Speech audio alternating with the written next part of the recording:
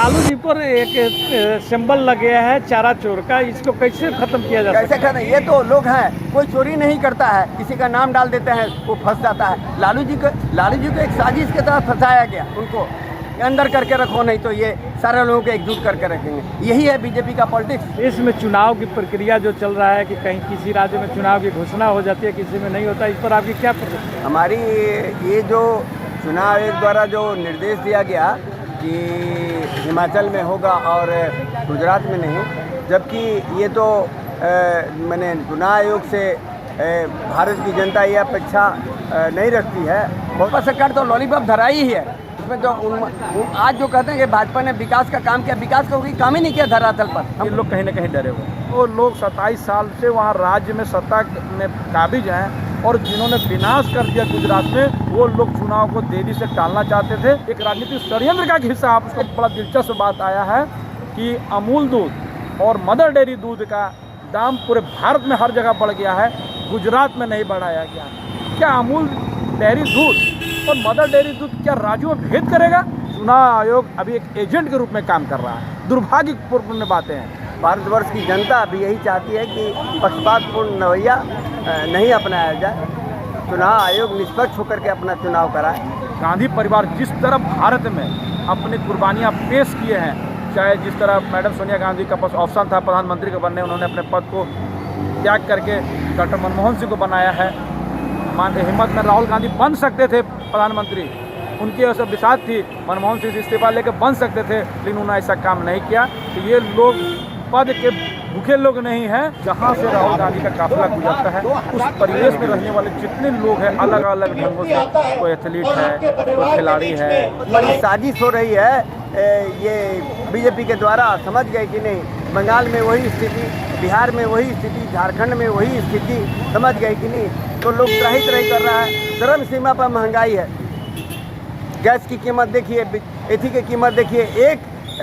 मैंने ये एक सामान्य आदमी जो है कैसे जीविकोपार्जन करेगा अपने फैमिली का, इस पर सोचने की जरूरत है। ये कभी गंभीर रूप से मोदी जी नहीं सोचते। खाली धनबाद के जाने माने एक्टिविस्ट एम के आज़ाद जी हैं। अच्छा आज़ाद जी, ये बतलाइए कि जो अभी देश में चुनावी प्रक्रिया चला, जैसे कांग्रेस के संगठनात्मक चुनाव है, फिर आपका हिमाचल और गुजरात का चुनाव है, लेकिन हिमाचल के चुनाव के जबकि दोनों का ऐसा नियम है कि 6 महीना के अंदर में यदि समय है तो एक साथ चुनाव कराया जा सकता है, एक साथ डिक्लेयर किया जा सकता है, लेकिन ऐसा नहीं करके हिमाचल के चुनाव डिक्लेयर कर दिया जाता है और गुजरात के चुनाव नहीं डिक्लेयर किया गया, जिस पर कुछ पार्टियां सवाल भी खड़ा करी कि रेवड़ियाँ बांटने के लिए। इस पर आपका क्या कहना है? देखिए, आज कांग्रेस पार्टी में बहुत दिनों के बाद चुनाव हो रहा है, एक अच्छा प्रक्रिया का शुरुआत हुआ है। मैं कांग्रेस पार्टी को धन्यवाद देता हूं कि उन्होंने लोकतांत्रिक प्रक्रिया को अपनाया है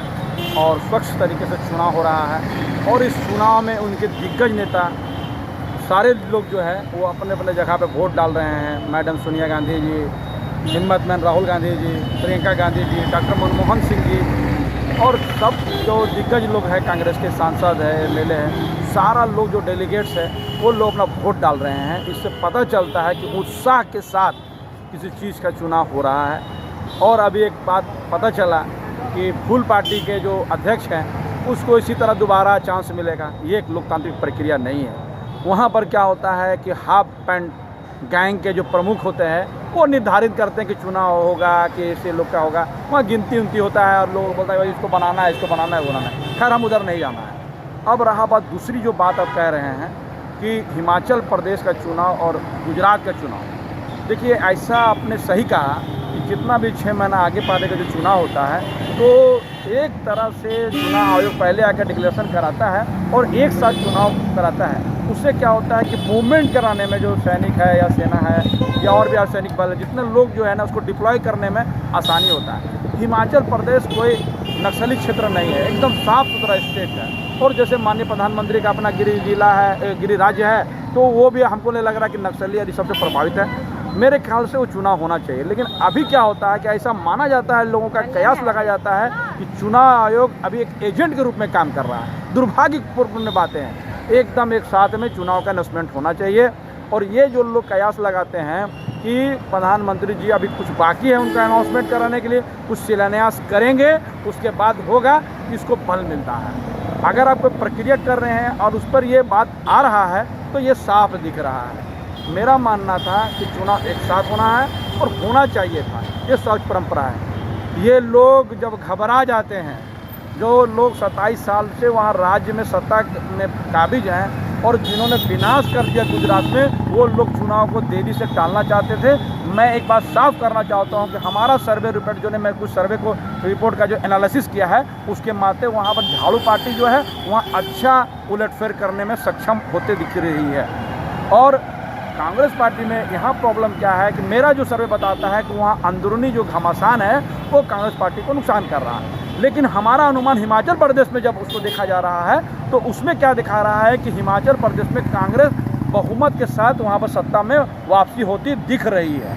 तो निश्चित तौर पर जब झाड़ू पार्टी जो वहाँ पर गुजरात में जब बहुत बड़ा उलटफेर का जो संकेत मिल रहा है उससे घबराई हुई है।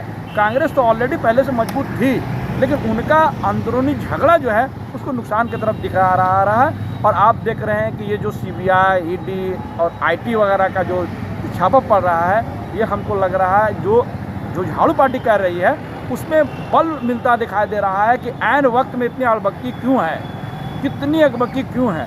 क्या चुनावी प्रक्रिया को आप CBI, ED, इनकम टैक्स के जरिए रोकने का काम करेंगे? ये कौन सा मैसेज है? भारत दुनिया का सबसे बड़ा लोकतंत्र देश माना जाता है, सबसे बड़ा लोकतांत्रिक देश माना जाता है, जिसका जो ढांचा है, इनका जो इंफ्रास्ट्रक्चर है और इनके जो संवैधानिक जो व्यवस्थाएं हैं उसको बरकरार रखने की ज़रूरत है। मैं मानता हूं कि विगत कुछ दिनों से, कुछ महीनों से इस पर लगातार हमारी संवैधानिक संस्था को कमज़ोर करने का एक खेल खेला जा रहा है। आपको एक बात और बताता हूं, अब ये एक बड़ा दिलचस्प बात आया है कि अमूल दूध और मदर डेयरी दूध का दाम पूरे भारत में हर जगह बढ़ गया है, गुजरात में नहीं बढ़ाया गया। क्या अमूल डेयरी दूध और मदर डेयरी दूध क्या राज्यों में भेद करेगा? राज्यों में भेद करेगा और उसको हम लोग झारखंड में अलाउ करेंगे? निश्चित तौर पर अमूल जो दूध डेयरी दूध है और मदर डेयरी जो दूध 2 रुपये जो बढ़ाए हैं और राज्य को छोड़ा है, ये भी एक राजनीति का एक हिस्सा है, एक राजनीतिक षड्यंत्र का एक हिस्सा, आप उसको मान लीजिए। ये नहीं चलने वाला है। इस तरह सारा कुछ देखिए कि गुजरात में इन लोगों को प्लस करने के लिए सारे उस व्यवस्थाओं पर काम किया जा रहा है। और आप देखिएगा जनता इस बार बदलाव चाहती है। आप देखिएगा कि निश्चित वहाँ गुजरात में विधानसभा चुनाव के बाद एक नए समीकरण का भारत में आगाज होगा और ये लोग की जो विदाई का जो शुरुआत है वो गुजरात से शुरू होगा। अच्छा, बोला जा रहा है प्रधानमंत्री के द्वारा बोला गया है अपने चुनावी भाषण में और कि कांग्रेस जो गुजरात में एक शहर की तरह काम कर रही है, अपना उसका क्योंकि गांव-गांव में घुस करके काम कर रही है, आदिवासी क्षेत्र में वहाँ काम कर रही है। क्या ऐसा नहीं आपको लग रहा है कि भाजपा वहाँ डर गई है गुजरात में? जी, मैं तो कह रहा हूँ कि गुजरात में जो सत्ता में बैठी हुई जो 27 साल में जो गुजरात को पीछे ढकेलने का काम किया है वो इसलिए डरी हुई है कि उन्होंने 27 साल में जो वहाँ पर जो विकास के बाद विनाश का जो ये कर दिया है। आप देखिएगा वहाँ नमक के कारखाना लोगों का, वहाँ के लोगों का जो जीवन स्तर है वो नीचे गिरा है, ऊपर आने के बजाय नीचे आया है। चंद मित्रों को छोड़कर, जो हमारे चौकीदार साहब के चंद मित्रों को छोड़कर बाकी लोगों का जीवन स्तर वहाँ पर नीचे गया है। वहाँ व्यापार में भी लोग पीछे गए हैं, इसलिए वहाँ बदलाव के संकेत साफ दिखाई दे रहा है, जिसके चलते ये चुनाव को आगे पीछे करने का खेल चल रहा है। अच्छा, एक और बात बताइए आजाद साहब कि ये जो आपका कांग्रेस में जो चुनाव हो रहा है, एक तरफ बोला जा रहा है कि शशि थरूर जी विद्वान व्यक्ति हैं और खड़गे साहब के बारे में बोला जाता है कि वह पार्टी से जुड़े हुए पुराने लीडर हैं। ये दोनों में आप किस हिसाब से देख रहे हैं? किस दोनों में, मान लीजिए आज तो चुनावी प्रक्रिया ख़त्म हो चुका है, आप किस नज़र कैसा देखना चाहते हैं कि कांग्रेस का कैसा अध्यक्ष? देखिए, जब चुनाव प्रक्रिया चालू हो गया है और शशि थरूर को भी अपने बात बोलने का पूरी आज़ादी है, जैसे मल्लिकार्जुन खड़गे को है उसे शशि थरूर को भी बोलने की आज़ादी थी। कांग्रेस पार्टी एक ऐसी लोकतांत्रिक पार्टी है जिसमें सभी को बोलने की स्वतंत्रता रहती है, इसमें बोलने पे पाबंदी नहीं रहती है। आप देखिएगा फुल पार्टी में अगर कोई लोग बोल देता है तो पार्टी का बाहर हो जाता है। ऐसी लोकतांत्रिक पार्टी सिर्फ कांग्रेस पार्टी है। तो मैं समझता हूँ कि जो बात इसमें कौन अच्छा है कौन ख़राब है, जो डेलीगेट चुनाव कर रहे हैं उसके मत आ जाने दीजिए। जब आपका मत आ जाएगा तो आप कहिएगा कौन अच्छा और कौन है। बाकी दोनों पार्टी के हैं, आपने देखा कि मल्लिकार्जुन खड़गे क्या कहें, शशि थरूर जी कहें तो वो भी वरिष्ठ पार्टी हैं, वो भी वरिष्ठ साथी हैं। तो एक बात है, चुनावी प्रक्रिया है, चुनावी प्रक्रिया में हर बात है कहें। शशि थरूर जी का एक बहुत अच्छा स्टेटमेंट हमको लगा, बहुत अच्छा लगा कि यदि आप चाहते हैं कि कांग्रेस में जो चलते आ रहा है वो अगर बरकरार रहे तो आप मल्लिकार्जुन खड़गे को वोट करें। अगर आप चाहते हैं कि कांग्रेस पार्टी में कुछ नया अमेंडमेंट हो तो आप हमारा साथ दें। तो और दोनों जो चीज़ है यही एक कांग्रेस की मजबूती देने के लिए एक बहुत बड़ा एक मैसेज है। तो आप उसके हिसाब से जो डेलीगेट्स हैं, मैं तो डेलीगेट्स हूँ नहीं, लेकिन जो डेलीगेट्स हैं वो वोट कर रहे हैं। देश में एक बहुत बड़ा ये मैसेज गया है ये बेशक इसमें कोई शक नहीं है कि एक अच्छी ये प्रक्रिया लोकतांत्रिक तरीका से बेशक। कांग्रेस की चुनाव हो रहा है, आज जिस भारत ढंग में से चुनाव हुआ है, जो पद्धति भारत सरकार अपनाती है वह नीति के द्वारा कांग्रेस की चुनाव हो रहा है, जो कि अदर पार्टियों में ये नहीं देखा गया। सिर्फ देश में नहीं, कांग्रेस पार्टी जो भी लगातार जो मैसेज दे रही है, अभी हिम्मत में राहुल गांधी का जो भारत जोड़ो अभियान है, आप उसको अगर उसको संदर्भ में भी देखिएगा तो जिस तरह वहाँ जन फैलाव उड़ रहा है, लोग एक दूसरे को गले लगा रहे हैं, लोग की परेशानी अपने लोगों को बता रहे हैं, उससे साफ जाहिर होता है कि कांग्रेस निश्चित तौर बदलाव की तरफ बढ़ रहे हैं। जो शशि थरूर कह रहे हैं कि बदलाव हुआ है, तो निश्चित बदलाव कांग्रेस में शुरू हो चुका है। और पहला बार 24 साल के बाद तो गांधी परिवार के अलावा अब आपको अध्यक्ष मिलेगा, ये भी एक नई शुरुआत है। मैं मानता हूँ कि जिस तरह मैडम सोनिया गांधी और गांधी परिवार जिस तरह भारत में अपनी कुर्बानियाँ पेश किए हैं, चाहे जिस तरह मैडम सोनिया गांधी का पास ऑप्शन था प्रधानमंत्री के बनने, उन्होंने अपने पद को त्याग करके डॉक्टर मनमोहन सिंह को बनाया है। मानते हिम्मत में राहुल गांधी बन सकते थे प्रधानमंत्री, उनकी ऐसा बिसात थी, मनमोहन सिंह से इस्तीफा लेकर बन सकते थे, लेकिन उन्होंने ऐसा काम नहीं किया। तो ये लोग पद के भूखे लोग नहीं हैं, इन लोगों का देखिए गांधी फैमिली पर क्या है कि लोगों को अटूट विश्वास है। इनकी जो कुर्बानियाँ हैं, इंदिरा गांधी, राजीव गांधी और नेहरू जी का जो परिवार का लोगों पर जो विश्वास है, वो उस पीढ़ियों से चलते आ रहा, लोग इस परिवार पर भरोसा करता है, विश्वास करता है, इसलिए ऐसी बातें लोग कहते थे। लेकिन अभी उसको अमेंडमेंट किया जा रहा है, अब देखिए नया बजट मिलता है, सब कुछ साफ नज़र आ रहा है और बहुत अच्छा एक लोकतांत्रिक प्रक्रिया का शुरुआत किया है। मैं चाहता हूँ कि बाकी पार्टियाँ भी इसको फॉलो करें। अच्छा, भारत जोड़ो यात्रा में एक रोज नए एक कीर्तिमान स्थापित हो रहा है। जैसे एक महिला रोड पर 2 खीरा लेकर के खड़ी थी, आपको मालूम होगा, ये जानते हैं ये कहानी को? देखिए आपको बता रहे हैं कई लोग और वो बतलाई है, वही लोग स्पोर्ट्समैन लोग जुड़ रहे हैं। जहाँ से राहुल गांधी का काफिला गुजरता है, उस परिवेश में रहने वाले जितने लोग हैं अलग अलग ढंगों से, कोई एथलीट है, कोई खिलाड़ी है, कोई संगीत से रिलेटेड है, कोई सामाजिक संस्था से जरूर है, कोई NGO चलाने वाले, ये सारा लोग कहीं ना कहीं वहाँ पर जुड़ रहे हैं। और एक मैसेज है, आप खीरा का जो उदाहरण दे रहे हैं, क्या उदाहरण ऐसे है जो राहुल गांधी कुछ न कुछ गिफ्ट दे रहे हैं, ये एक संकेत है कि राहुल गांधी पे आज जो भारत जोड़ो से एक बहुत बड़ा इफेक्ट होगा, बहुत बड़ा बदलाव की राजनीति की शुरुआत है। अभी देखने में आया कि पानी टंकी पर चढ़ गए थे राहुल गांधी। देखिए राहुल गांधी लोगों के जनमानस का एक नेता है और अब वो जो जिस बात के लिए जाने जाते थे, अब वो निखार जो अब राहुल गांधी पर आ रहा, ये देश के लिए अच्छा संकेत है। अच्छा, एक और सवाल आप दीजिएगा कि क्या भाजपा ऐसा नहीं लग रहा है कि डर गई है, गुजरात में चुनाव कराने से, डिक्लेयर करने से वह डर रही है? ये मैं आपको पहले बता चुका है कि निश्चित तौर पर जो हिमाचल प्रदेश के साथ में गुजरात का चुनाव का अनाउंसमेंट होना चाहिए, उसमें जो मूवमेंट होता है अर्धसैनिक बलों का या सेना डिप्लॉय करने में ये आसानी होती है, लेकिन इसको नहीं करने पर ये लोग कहीं ना कहीं डरे हुए। धन्यवाद, बहुत धन्यवाद आज़ाद जी, आपने RRS न्यूज़ को अपना समय दिया है। नहीं मान रही है कि बीजेपी नहीं मान रही तो क्या पूरे भारत की जनता ये मानती है कि महंगाई चरम सीमा पर है। कहाँ जनता सड़कों पर आ रही है? महंगाई है तो जनता सड़कों पर एकदम आ रही है।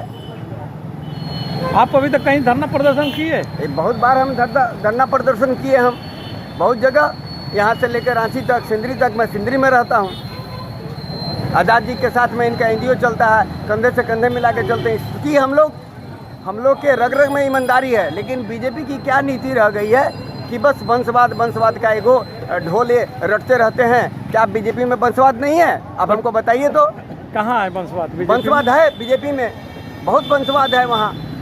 एक आदमी जो कुछ नहीं था आज अरबपति बन गया। कैसे अरबपति बन गया? आप FIR दर्ज कराए कहीं? FIR दर्ज कराए? FIR दर्ज हमारी जब जब ये हमारे जो कह रहे हैं हमारी सरकार जहाँ है, हम तो होता है हम कहते हैं, लेकिन जो है हमारे लोगों को, हमारे पदाधिकारियों को पंगु बना कर रखी है, भयभीत करके रखी है कि तुम ऐसा कर रहे हो, तुमको हम ईडी जांच करवा देंगे, ये करवा देंगे, वो करवा देंगे। यही हो रहा है हमारे देश में। मतलब ईडी और सीबीआई का सहारा ले रही है एकदम एकदम विपक्षी नेताओं को परेशान कर रही है एकदम।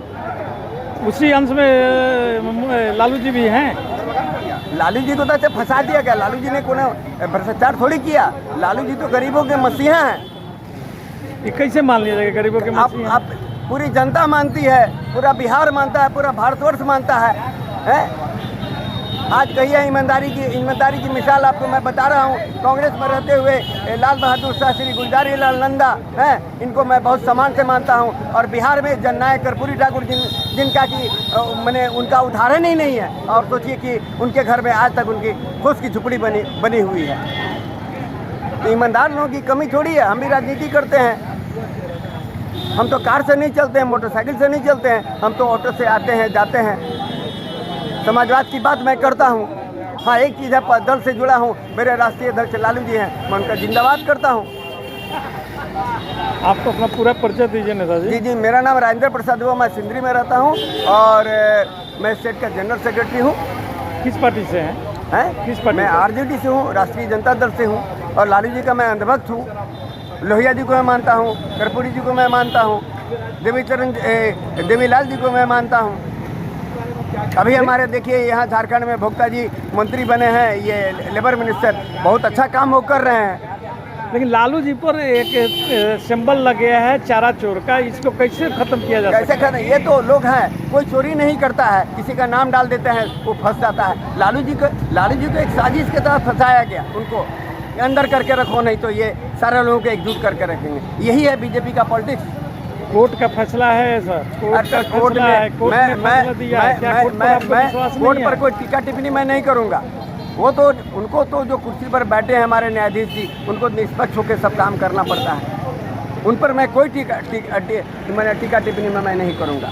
अच्छा नेताजी, ये बताइए कि अभी जो झारखंड में ओबीसी का लागू किया गया है, जी, कैबिनेट से पास हुआ है, अभी तक ओबीसी का आरक्षण नहीं दिया गया। यहाँ का नगर निकायों के चुनाव में झारखंड में कहीं पर भी उसको प्राथमिकता नहीं दी जा रही है। आखिर कारण क्या है? आप लोग क्या कर रहे हैं? नहीं, उसके लिए तो हम लोग आवाज़ उठाए हैं और हम लोग फिर रांची जाने वाले हैं। हेमंत जी से बात करेंगे कि भाई इस तरह की क्यों हो रही है। ये तो जो आरक्षण की बात है, तो आरक्षण मिलना चाहिए एकदम। क्या भाजपा नहीं आ रही? हेमंत सरकार भी लॉलीपॉप धरा रही है?